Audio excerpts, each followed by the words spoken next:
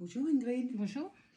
Peux-tu nous expliquer comment on fait la différence entre un bon esprit et un mauvais esprit? Alors déjà par sa couleur. Un bon esprit, il sera blanc ou des couleurs pastel, hein, et puis il va surtout être lumineux.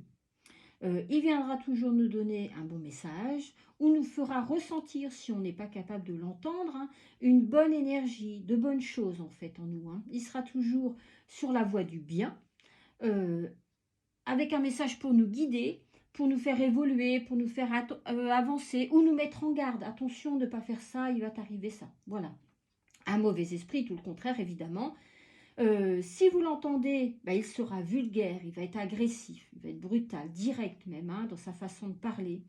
Il peut aussi vous pousser au vice, comme à devenir agressif envers quelqu'un, en principe vous n'y êtes pas, ou alors vous pousser vers l'alcool, vers la drogue, ou même la dépression, hein. Donc si on les voit, on verra comme des ombres noires qui tournent ou qui passent pas loin de vous, autour de vous, devant vous. Voilà. Oui, donc les ombres noires, ce sont de mauvais esprits. Oui, ce sont des mauvais esprits, des ombres noires. Et qu'est-ce qu'on peut faire? Alors, si vous les voyez, vous avez la faculté de les voir, passer devant vous ou à côté de vous. Vous pouvez allumer, ou alors, pas seulement les voir, si vous les ressentez, ou que tout en coup vous sentez que quelqu'un vous regarde, mais que vous ne vous sentez pas bien, vous avez ne serait-ce qu'une petite peur. Ne croyez pas que vous devenez parano, vous n'y êtes pas du tout. Dans ces cas-là, c'est pas grave, vous allumez la lumière déjà pour vous rassurer, hein.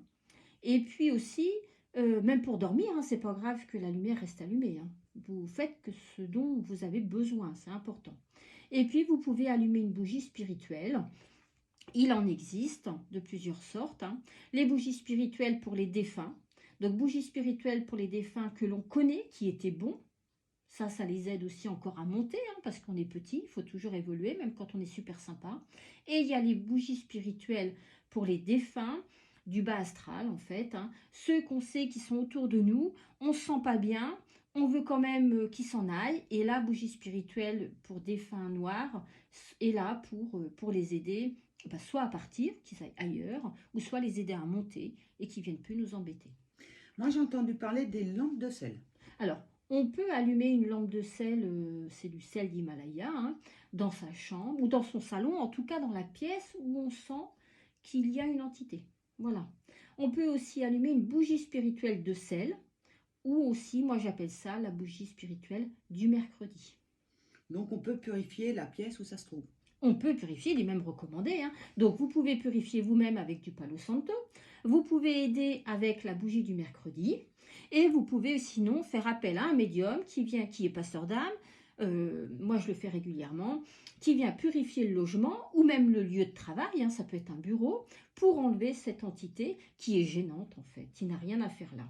Donc on allume une bougie par exemple de camphre, ou la bougie spirituelle du mercredi, hein.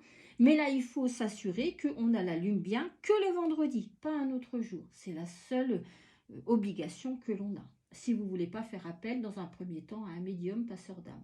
Au bout d'un moment, si ça ne suffit pas, vous êtes obligé de passer par l'échelon au-dessus, c'est-à-dire le médium. Voilà. Ben, je te remercie Ingrid pour ces Ben, informations. à bientôt. À bientôt.